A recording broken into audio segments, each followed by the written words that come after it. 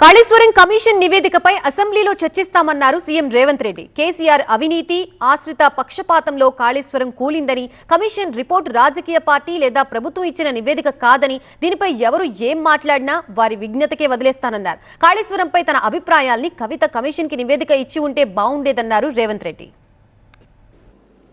ఇందులో లోపభూయిష్టమైన నిర్ణయాలు, అవినీతి ఆశ్రిత పక్షపాతము, నిర్లక్ష్య వైఖరి, ఎన్నో లోపాలతో కూడుకున్న నిర్ణయాల వల్ల ఈరోజు దాదాపుగా 1,00,000 కోట్ల రూపాయలు పెట్టి నిర్మించిన కాళేశ్వరం ప్రాజెక్టు పూర్తిగా కూలిపోవడం, దీని మీద విచారణకు ఆదేశిస్తాం ప్రభుత్వం అధికారంలోకి రాగానే అని చెప్పడం జరిగింది.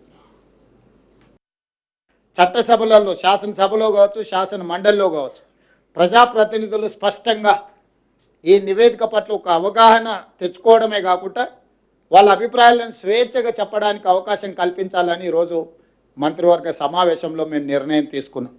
అందుకే ఈ 665 పేజీల నివేదికను తొందరలోనే శాసనసభ, శాసన మండలి సమావేశాలను ఏర్పాటు చేసి అక్కడ ఈ నివేదికను ప్రవేశపెట్టి అందరి అభిప్రాయాలు పరిగణలోకి తీసుకున్న తర్వాత భవిష్యత్ కార్యాచరణను, కమిషన్ సూచించిన సూచనలను అమలు చేయడానికి ప్రభుత్వం ముందుకు వెళ్తుంది.